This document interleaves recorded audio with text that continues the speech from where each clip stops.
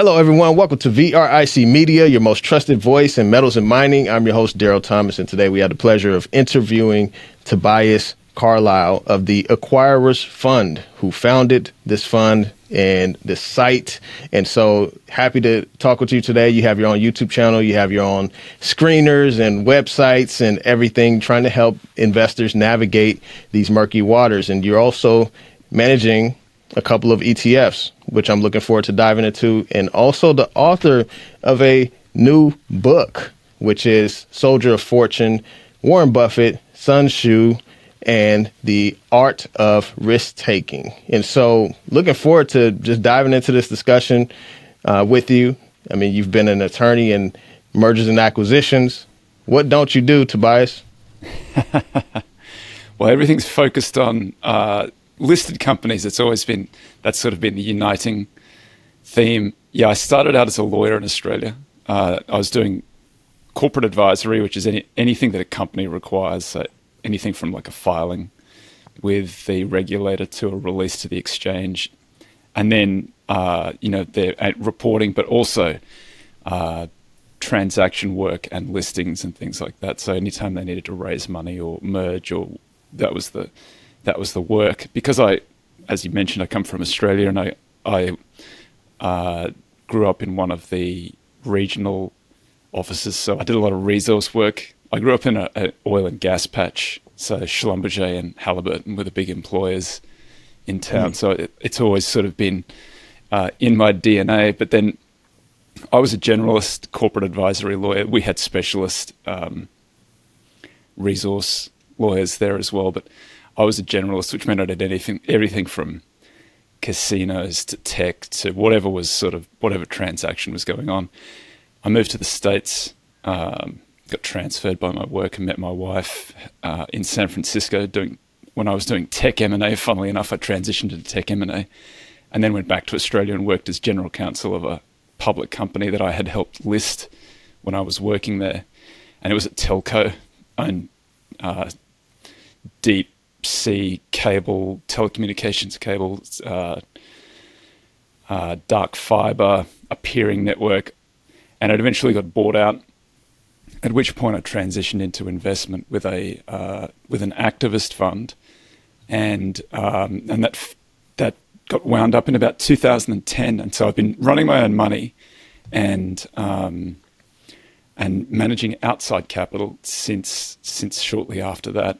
So I moved to the States in 2010 with my wife, who's Los Angeles local, and I launched the funds in 2019, and the focus there is deep undervaluation. So it's not been a great market for deep undervaluation, mostly because there hasn't been a lot of deep undervaluation around. But funnily enough, the places where deep undervaluation does exist is in the commodity space, which is sort of a full circle moment for me, going back to where I grew up. So my funds have a pretty heavy concentration in basic materials and energy, not because that's the focus of the funds, just because that's what's cheap at the moment. And energy in particular, I have a risk limit in the fund. I can't put more than 20% of the assets into one industry. So I size the positions in my bigger fund to 3.3%, which is 30 positions, but that's so no more than 6 positions in any given industry, and it's up to its risk limits in energy at the moment, because I think that's the cheapest, most obvious opportunity around, and we can get into why I feel that way. I mean, energy. I mean, that's important. We say energy is life, and you mentioned a couple of key things. One is looking at what's cheap right now. And even in the commodity sector, from the studies I've done, from many of the guests that I've interviewed, it comes in cycles, right? And so there's cycles where there's super undervaluations, lack of CapEx, and these companies are just getting starved. And so I remember clearly in 2022, 2023, when I was going to some of the in conferences, and some of the companies were concerned about recession, they were struggling to raise capital and such. And so during that time, that was the time to like really see the opportunity and to buy these companies. And many of these companies were, gold exploration companies or royalty and streaming companies within the gold space, as well as silver and copper and such. And we've seen a huge run up since then. And I don't believe that cycle's over, but I think that being able to see what is cheap and being able to have the courage to take risks during that time is critically important. And so, could you speak to that? I mean, because that speaks to the art of risk taking, right? Right. So, I look for things that are undervalued in the first instance. So we're looking for something that's people don't like to use price ratios, price to evaluation ratio, because there's a little bit more subtlety to it than that. But as a general rule, like things that are trading cheaply relative to where the price is cheap relative to the assets or to the earnings, then it's more likely that there's value there than something that's expensive relative to its assets or its earnings. That you really have to do.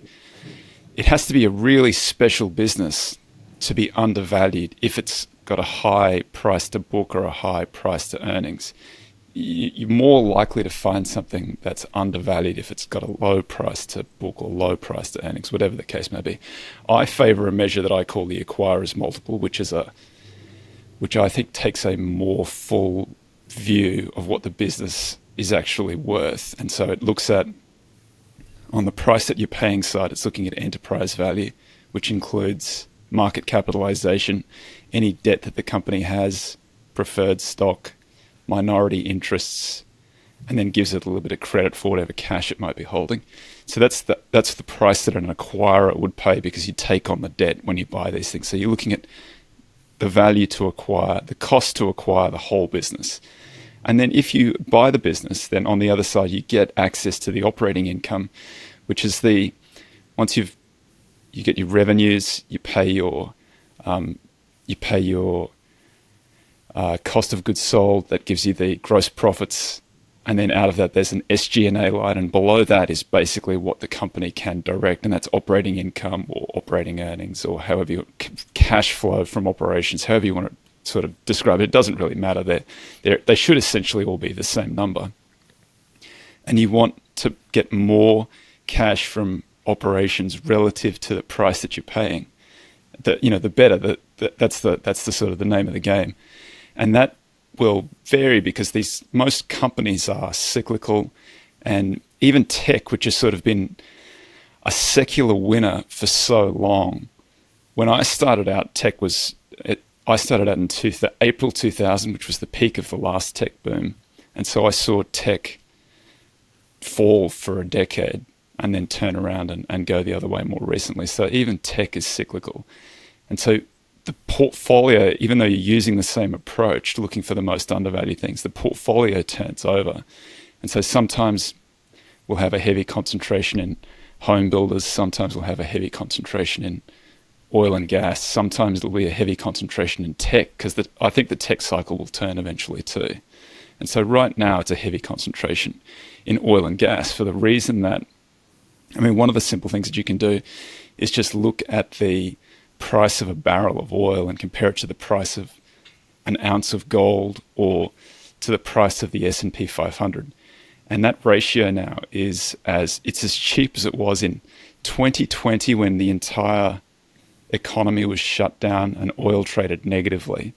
So we're not at negative oil now, but sub $60 WTI oil is very, very cheap, particularly because we've had a fair bit of inflation since 2020. So $60 used to be about break-even oil, but break-even oil is $90 to $100 now. So at this level, there's a lot of supply destruction going on. So marginal projects can't make money. They're not drilling new wells. As you pointed out, they're starving the industry of capital, which is a great thing if you're an investor long in these industries, because there's this capital cycle theory that when capital is expensive in an industry, which is exactly what's happening in oil and gas at the moment, then you want to be a supplier of expensive capital to that industry.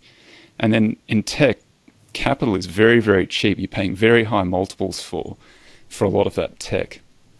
Some of that tech is profitless. some of that tech has no revenue, let alone profit. And so that's expensive. That's a place where you're supplying capital, and the capital is just not appreciated at all. And so the returns to that capital will be lower in the future. The returns to oil and gas. Now, the problem with oil and gas is that it's a commodity and we don't control where the oil price goes. And so there's always going to be a lot of fear. It's uncomfortable buying oil and gas. And oil and gas topped out in 2022. The WTI topped out in 2022, the price, and it's basically gone backwards since then. This slow sort of drip lower all the time until last week. It was sub $60, which is extraordinarily cheap.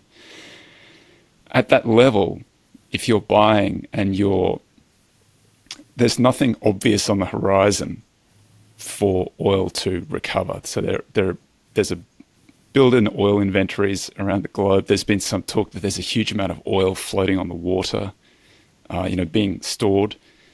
And there's a lot of fear that the oil price can go a lot lower. So when you look at that historically, what has caused oil prices to turn around? Well, it's been some geopolitical instability. And because there's a lot of speculation in the oil and gas, around oil as well, there's a lot of financial players who are short oil at the moment. And so any geopolitical event will cause this very rapid run-up in the price of oil, which is what has happened historically over and over and over again. And so I don't know what the catalyst will be. I just think that there will be some catalyst. And because everybody's so far offside, the oil price will run a long way, which is what has happened historically. And so I look for companies that are still cash flow positive at this level, doing something about the undervaluation, buying back stock, and with good projects. Domestic US projects are always the safest, and then in other sort of politically safe places around the world, and earning pretty good returns even at depressed levels. So that's what my portfolio looks like right now. I've tried to hold those sort of opportunities without any view about how the oil price resolves itself, just relying on the fact that historically some event has come along that has caused oil to run back up again. Our project is right in the southeastern corner of Wyoming. In the space of 4 years, fully engineered, fully permitted. The ASIC is what caught my eye, $937 per ounce. 110,000 ounces per annum. First year of production is the most impressive. 132,000 ounces of gold, 24 million pounds of copper. You really want these things front-end loaded like that. US Gold Corp is a near-term, low-cost gold producer in Wyoming. To learn more, go to usgoldcorp.com. I'm sure you pay attention to, what narratives are being pushed. Obviously, when it comes to like natural gas, the talk about data centers and so on and so forth, because sometimes you get these narratives that will definitely boost up the valuations and the prices of these stocks. And even thinking of now, like, because earlier you mentioned that, these stocks are typically running up. Some of these companies, especially in tech, are running up based on a narrative, and many of them don't have like a product. Like they don't even have a product ready, right? And it's like, okay, have they even brought the product to the market to test it, to see if it works, and things of that nature? And many people are just kind of betting on the future. Okay, this is what this company's going to do. This is how they're going to launch this this AI, form of AI or whatnot, and such. And so it's kind of interesting, like thinking about that. But, with oil, like you have, companies that are producing, companies that have assets on the books that have been operating for a long time and such. And then, the many of these, companies are being starved of capital. And so how do you balance, like as an investor, how do you balance like the narrative and kind of like the headlines and such versus like looking at getting into the weeds of a company? Okay, company is at a deep valuation, because I do think like the narratives do play a role in when investors start to come in, because even recently in gold, like we've had multiple big institutions, put these high price targets on gold for next year, JP Morgan, Goldman Sachs, Bank of America and such. And so how do you balance those two? Yeah, I think that price drives narrative rather than narrative driving price. And the reason that I say that is it's sort of hard to know. I've done some studies on commodity pricing, and what is the most reliable guess for what a commodity is worth in a year is the current price. And that's not because they're not volatile. It's not because they're not trading a lot. It's because the range of outcomes is so wide from down to up that the median or the average outcome over the next 12 months is right where it is, but not because we're not expecting the price to be where it is. It's just that it could be down and it could be up. And then whatever happens, the market or commentators will fit a narrative to what has happened, even though prospectively they had no idea what was going to happen. And I say this for oil and gas. I'm clear on the fact that I don't know what is going to happen in oil and gas, other than the fact that when oil trades at these extremes, speculators get offside and some geopolitical event comes along. There's plenty of geopolitical risk out there at the moment. There's a hot war between Russia and the Ukraine. There's China. There's lots of places in the world that are unstable. And there's the problem that you have is OPEC Plus trying to set the price of oil. And then there are entities out there like the IEA that has some, somewhat unhelpful commentary that they're sort of very bearish on oil long term for, I think, almost political reasons, where they're saying that the transition to electronic vehicles is sort of a headwind for oil. But if you just look at the numbers, the consumption of oil is going up every single year, and it's projected to go up into the future. The demand for oil is very strong for a long way into the future. It's hard to transition an entire economy off oil, and we're not going to do it, I don't think, before we run out of oil. We'll be on oil until it's gone. I don't know how long that's going to take, but I think probably for my lifetime we're still going to be using oil, and probably more than we're using today. So I think that the demand picture for oil is very strong.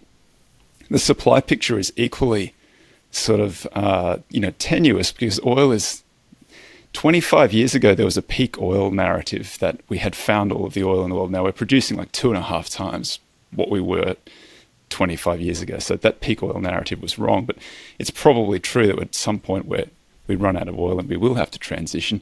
But I think the oil price goes up in that scenario, not down. So what's driving at the moment is there's the Permian. So domestic US oil has sort of created this pressure valve that anytime the oil price goes up, we just pump more out of the Permian or any of those oil sands. And so I don't think it can necessarily respond fast enough to cap oil such that none of these other companies will make money. I think these companies will have a cycle like they did in 22. It's not that long ago that we had higher oil prices, so we could easily have a run up. But all of that is just to say that there are many, many conflicting narratives with oil and gas, and I don't think any of them are so compelling that you would ignore all of the others. And I think it's a plain old supply and demand. I think really what's going on at the moment is that there's a little bit of economic weakness, which is causing the oil price to be a little bit lower than it would, and it's geopolitical risk, or the economy just sort of works its way through this weakness, which I think it's been weak since 22, so we're 4 years into an economic slump that probably is masked by the fact that there's so much investment in AI, CapEx, data centers, and all of that sort of stuff. If you take that out, the rest of the index, which is 493 stocks, have made no earnings gains for 3 or 4 years now. Mid caps are flat, small caps are down. Even the S&P 500 earnings topped out in 22, and they're down a little bit from then. We still haven't crested that wave yet. So I'm much more interested in the data. Now I don't have a macro top-down view of what's happening. We're purely bottom-up value investors, which means that we're buying stuff because it's cheap relative to its earning potential in the future. And I think that oil and gas is the most obvious example of that, because I could buy more than 6 companies for the ETF for ZIG right now in oil and gas, because there's lots and lots of cheap oil and gas, but I don't want to be too concentrated in it for that reason that I gave you before, that the oil price could be lower in 12 months' time. But looking out longer than that, I think the oil price is inevitably higher than where it is now. Yeah, definitely appreciate that explanation. So it sounds like, you are I don't know whether to call you a contrarian investor or what, but I mean, looking at the small caps, many of them are dead. Looking at the well, not dead, but yeah, eventually they'll be revived. Eventually they'll be revived.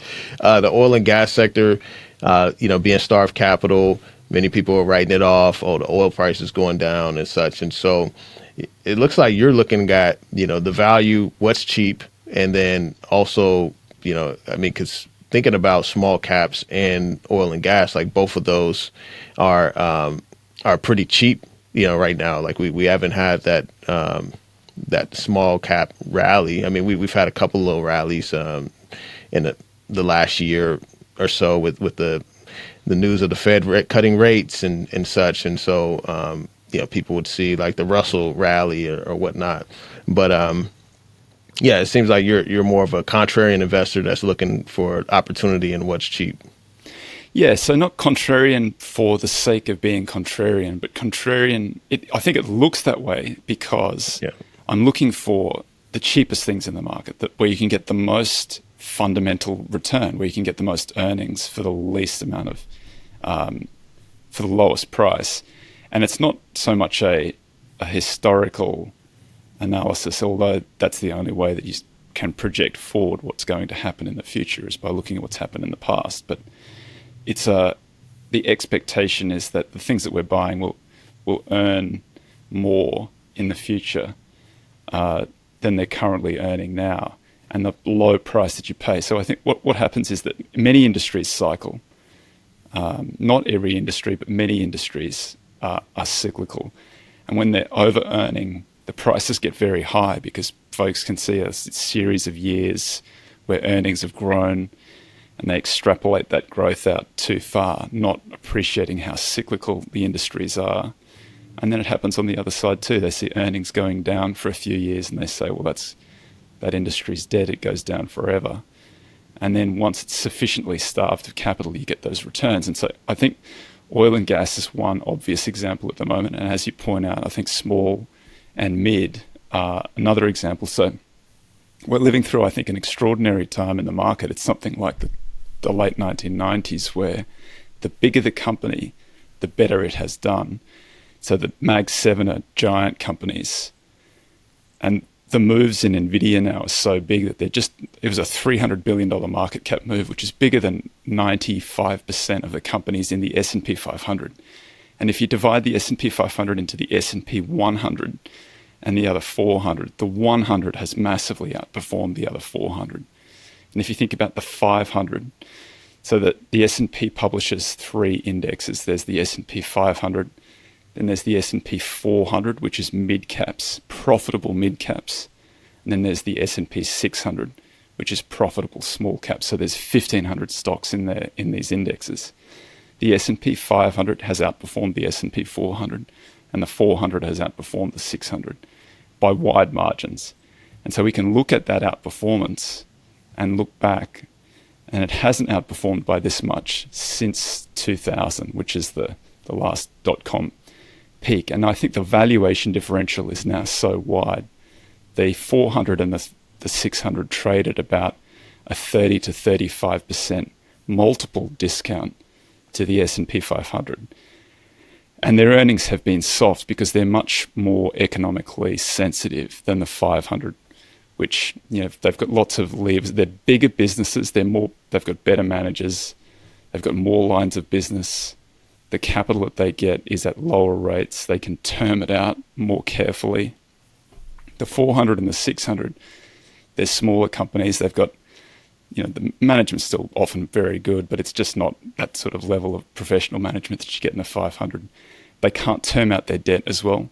They get less favorable rates. So when rates go up, the 600, the smalls immediately feel it because their debt's only termed out a year or so. And so they pay much higher rates. And you can see that in the data. The 600's paying these higher rates. The 500 still hasn't fully absorbed the higher rates. And then they're hit by the tariffs as well. So not so much necessarily. I don't think we've really seen that flow through the income statements yet, because I don't know that the tariffs have really hit in time to sort of be reported on yet. But the market has moved as if it has hit. So the 600 and the 400 are much more economically sensitive. And so, like I said before, I think you can see this earnings recession in their collective earnings because they all topped out in 22, and so they're down since 22. So when I see depressed earnings and a lower multiple, and they're now underperforming since they're back to levels that they saw in 2000 relative to the 500, that tells me that probably the next decade is a small and mid-cap decade because the values are so much better there. For the 500 to outperform, they need to grow earnings very, very rapidly here. And the problem is that there's all of these business lines that they're talking about. AI is very exciting. I use AI all the time. I think it's a phenomenal addition to business, and I can see how it's going to be very valuable. But is it going to earn at a level that justifies the amount of capital expenditure that they're putting into these things? So many people have drawn the parallel with fiber optic cable in the 2000s, where it was built out. But the fiber optic cable has a useful life of 25 years. So the chips have a useful life of about 5 years. And so all of that money that they're spending on the chips, they have to recoup that much faster than the fiber optic cable did. So the depreciation schedule on that stuff is quick. So that none of that investment counts against their earnings now because it's not expense now. It's capitalized and then it's amortized over a period of years. And that'll start showing up in the next few years where their earnings will be depressed to the extent that depreciation amortization flows through their income statements unless they have the revenues to justify that capex. And at the moment, it doesn't look like they're going to get there, which means that there's going to be a hit to their earnings. So I don't think that you're going to see the Mag 7 grow earnings as rapidly as they have in the past. And their returns on invested capital are going to be much, much lower. And both of those two things, lower growth and lower returns on invested capital, will mean that they have lower multiples. You just apply a lower multiple to something that does that. And at the moment, the multiples look very stretched. So I would say the next 3 to 5 years for Mag 7 are going to be a different picture to what the last 5 years have looked like. And then you've got smalls and mids that are depressed on low multiples. So I just think that's it's mechanically built in that smalls and mids will outperform for a period of time, and then the market will come around to it, and you'll see the expansion in the multiples. So since 2000, smalls and mids traded at a multiple discount to the S&P 500 like they are now. And then by 2007, they were trading at so they're a 35% discount now as they were in 2000. By 2007, they were 35% premium. And they've reversed course now. So I think that's really what happens. You get this expansion in the multiple when the market recognizes it, plus you get some recovery in the earnings. And they're going to look much more interesting over the next 5 years. Yeah. Yeah. So I was just thinking about the growth to value ratio, and just also thinking about what you mentioned. I think the news headline came out recently. NVIDIA hit $5 trillion. And so, and then you got, I think Apple's at 4 trillion or something like that. It's like, how much more can these companies actually grow? Like that's a huge amount. I mean, they're breaking records on the valuations of these companies. And so, just thinking about that, and then you having come into this industry, late 2000 or whatnot. There's a lot of comparisons to the dot-com bubble. There's a lot of folks saying that AI is in the bubble, and that's going to pop at some point. Is that kind of your view as well, with how much capital is flowing into these very few companies and not in others? When folks think about the dot-com bubble, they're thinking about the profitless dot-coms that all blew up, and they can't fathom why anybody would have bought those obvious losers at the time. But really what the dot-com bubble was large growth. There were lots of companies that were not anything to do with dot-coms, but were very, very expensive. So Walmart is one Walmart was a very popular stock. Something like Costco is now, maybe. They were expanding very rapidly. They were trading at a huge multiple, and they were growing at 30% a year, something like that, and making lots of money as they were doing it. GE was the same. Microsoft, which is another participant now, but was sort of not central to the dot-com, but it was just a big, growthy company. And they all traded at multiples that were just too high for the size of the business.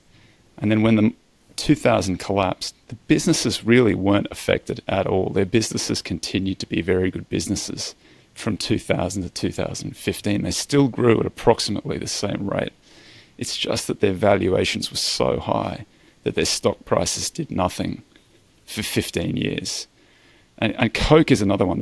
Coke's had nothing to do with dot-com. It was just a big, growthy company.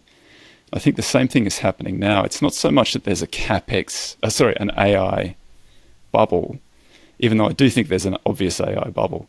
That's a little bit peripheral to what's really going on, which is just it's a large cap growth market. And so these large cap growth companies get too expensive relative to the size of their business. And at some point, the market kind of collectively wakes up to it. And then there's often a little crash, then there's a recovery, and then there's a crash, and then there's a recovery. And it just takes a long time to work off that overvaluation. It took 15 years from 2000 to 2015. It could easily take 15 years from whenever it happens, 2025, 2026, 2027, through to the end of that. So that's why I think value is so important when you're looking at these things. When the stock prices are going up, and the story all makes sense, they are investing lots of money, they are making lots of money, and the stock price is rewarding them for that.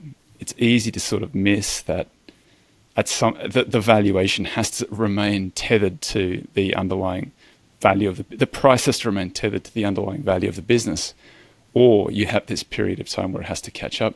And we've seen this phenomenon repeat over and over again in the markets. I mean, that's exactly what the Nifty 50 was. The Nifty 50 wasn't like a dot-com bubble where there are all of these companies that are profitless and trading at huge valuations. They were very, very good businesses, and many of them are around today, and they continue to be very, very good businesses. And I think that the returns, somebody did a study where they looked at Jeremy Siegel did a study where he looked at the returns to if you had bought the Nifty 50 and you had held them until, I forget when he did the study, but 2005, 2010. I think you might have beaten the market, or at least kept up with the market over that period of time, which just speaks to how good those businesses really were, that even though you bought them at a absolutely peak premium valuation in the 70s, by 25 or 30 years later, they had kept up or maybe even beaten the market.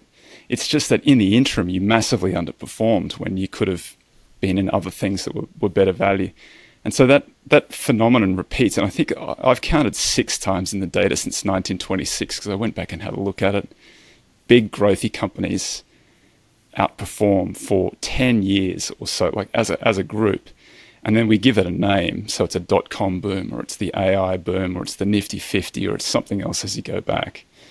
But the experience has been that the very biggest companies have underperformed the smallest companies by between 1% and 1.5% per year over the last 100 years. It's just they've had these periods of time where they've run up and beaten the market for an extended period of time, like 10 years, like we're talking about now. It's been 2015 to date that large caps have outperformed, which means that small caps have underperformed through that period of time. And even still, you've made more money being in small caps since 1926 than you have in large caps. And I think that when this reverses, that'll become clear again why the small caps tend to be the better performing stocks. Now, the reason is that they grow earnings faster and they deserve to trade at a little premium as a result. But there are these periods of time where the market sort of turns inside out and the biggest companies outperform, and people forget that small caps tend to be the better place to be. It's just that you've got to put up with the volatility and the underperformance for an extended period of time, and most people can't do that. Yeah, so, I mean, yeah, you have to be able to stomach some of the losses, the volatility, and everything. So I definitely understand that. So thinking about your book, Soldier of Fortune. And so what inspired you to write this book, and what were some of like the high level kind of lessons? So I've read The Art of War. So it's not one of those books you could just read once. I feel like, it's you got to read it multiple times. And so obviously there's a lot of wisdom there, and then there's a lot of wisdom in Warren Buffett, the GOAT of investing. And so if those that don't know what that means, it means greatest of all time. Okay, all right. So Warren Buffett being the GOAT, and then Sun Tzu with all of this wisdom on the art of war and art of risk taking. And so what was some of the inspiration behind the book, and then any high level lessons or that people could expect to get out of reading it? Yeah, so I read Sun Tzu when I was in high school, and I didn't get it. And then I had another go at it 5 years after high school, and I still didn't get it. And I read it maybe every 5 years or so. I've sort of tried to go back and read it because I just couldn't. It's one of those things everybody tells you it's a very important book, and clearly it's a book that's survived for 2,500 years, and people have found this book and read it and found some inspiration in it, which I was looking for and couldn't find. So I read it again in 2020 during the pandemic, and I sort of recognized for the first time what Sun Tzu was trying to say, I think. And then I realized as I was reading it how much it sounded like a lot of the stuff that Buffett had said and a lot of the stuff that Graham had said. And I say in the book that I don't think that Buffett has modeled himself on Sun Tzu or anything like that. He probably has read it, but I don't know if it's conscious what he's doing. It's just that the lesson in Sun Tzu is, so it was written during this period known as the Warring States period in ancient China, where the old empire collapsed, and then they had 300 years of warfare, where they went from hundreds of these tiny walled city-states into 7 super-states. And then those 7 super-states were eventually conquered by one guy who became the first emperor of China. And the terracotta warriors guard his mausoleum. He unified the Great Wall of China. He put it all. There were existing walls, but he put them all together. And then he sat on the throne for 11 years before he went in search of an elixir of immortality, which was said to be on an island guarded by a sea monster. And there was a magician who lived on the island who'd been alive for 1,000 years. And so he went looking for it, and he disappeared, and he's never been seen since. So he's probably found the elixir, and he continues to live somewhere he probably died thousands of years ago. But I read the book, and the book begins that the art of war is of vital importance to the state. It's a path to safety or to ruin, to life or to death. And then in that context, you read the whole book, and basically what Sun Tzu is saying is that when you have a competition with a risk of ruin, which is what these little walled city-states had, if they lost, they were enslaved or killed or whatever, subjugated, owed taxes and tribute to the conqueror. And investing and business and lots of other pursuits are like that, where if you ruined, then you can't continue on afterwards. So the most important thing is avoiding ruin. And there's some interesting math around this. I don't really cover the math in the book, but it's called ergodicity, and there's a gentleman by the name of Luca Delano, who I've had on my podcast a few times to talk about this idea. Basically, where there's a possibility of you being wiped out, you have to avoid being wiped out at all points in time, which might mean that you have to take some suboptimal bets in terms of return to ensure that you survive. So you don't always maximize your returns. You're not optimizing for returns. You're optimizing for survival. And then that has all of these flow-on effects to the way that you deal. And so in Soldier of Fortune, I just tried to explain the philosophy of this sort of survival over optimizing for returns. And then I give examples of big transactions that Buffett has done where they looked at the time like he was doing something out of character, or they looked a little bit unusual, and they looked like they might have been a failure. But in the context of what he was trying to achieve, I said that it turns out these are huge successes. And the first one that I describe in the book is when Berkshire Hathaway bought General Re. So General Re is an insurer. Berkshire Hathaway is also an insurer. Buffett had put about a third of Berkshire's equity or capital into Coca-Cola. 3 years later, that Coca-Cola position had tripled. And so it was a huge weight inside Berkshire.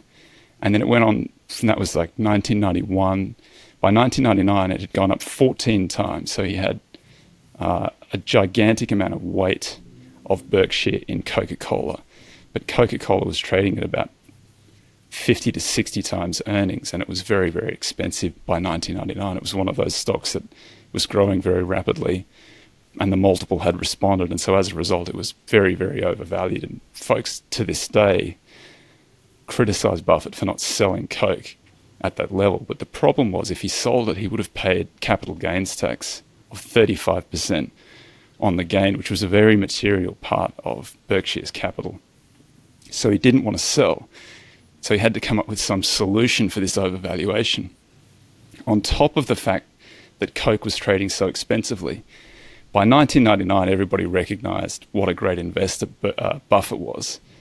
And so Berkshire itself was trading at 3 times tangible book, which is expensive for an insurer. So it was trading at 3 times this Coca-Cola position, which was trading at 60 times earnings. So it was a long way down. And his solution was to merge with General Re. So General Re was an insurer. Unlike Berkshire, which largely invested in equities, it mostly invested in bonds, because that's what most insurers do. And they hadn't expanded internationally, although they wanted to, because that would cause a quarterly dip in earnings.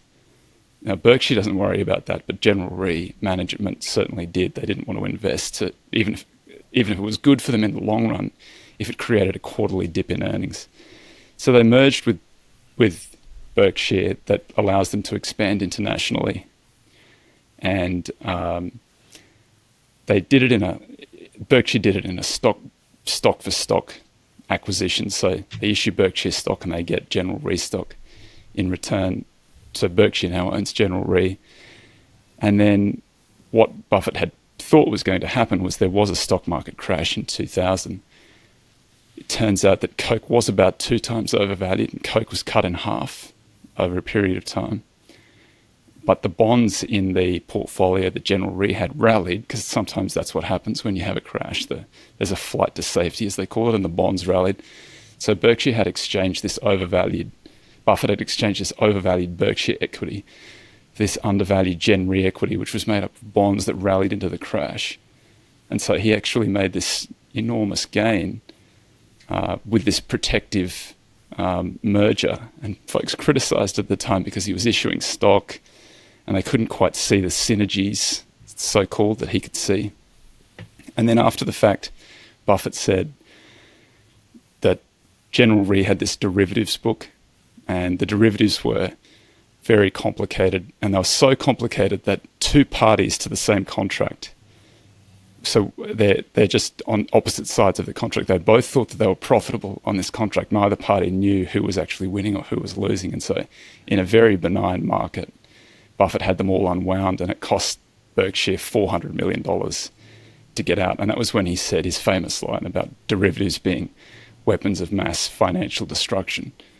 And so now everybody remembers that deal as being a mistake because he bought these weapons of financial mass destruction into Berkshire. And it didn't look like he made a huge gain when he bought General Re. But, in the context of strategy and what he was trying to achieve, which was to avoid blowing up and to avoid a big haircut, it was an incredibly astute, like really a brilliant deal. And so that's just one of the things that I describe. And then I say, what Sun Tzu says is that in order to succeed, you have to be able to defend, you have to be able to survive.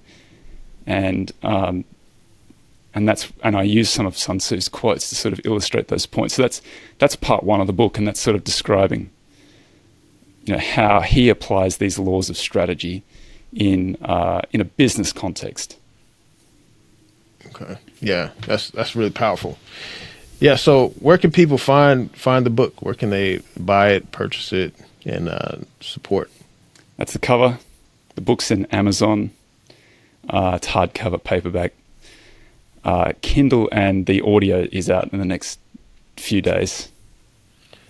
Cool. I think I'm gonna have to get the physical copy. The audio, I love audiobooks. I'm able to get through a lot of them, but sometimes retention, I need to be able to highlight and underline some things to retain. I'm with you. So yeah, appreciate you sharing that. And you also have other books out there that I encourage the audience to check out as well. Anything else you want to share? You have your own podcast. You have a website. I mean, you're managing a couple of ETFs and such. Where can people find you, connect with you, and everything? So the two ETFs I manage are ZIG, which is a mid-cap, deep value, domestic US ETF. Looking for things that are undervalued and robust enough to survive whatever happens, and where you've got a management team that's doing the right thing, which is buying back stock. Generally, the idea is that I'm looking for things that will be bought out, which means that they're undervalued. The whole business is undervalued, and the operating earnings are strong. It works best in a deeply undervalued market, and we haven't seen that market for a long time. We've sort of had this flow towards very large and growth. And so I think that if you have a lot of exposure to large and growth, then now is the time to get some exposure to small and value, which is exactly what ZIG is.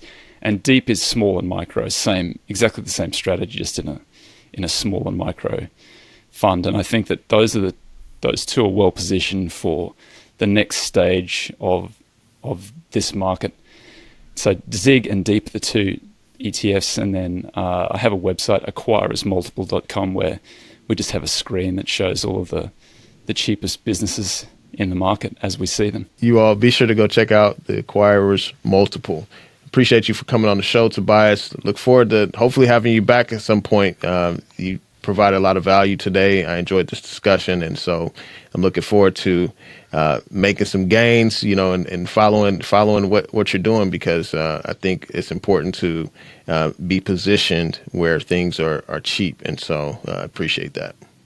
My pleasure. Thanks for having me, Darrell. Appreciate it.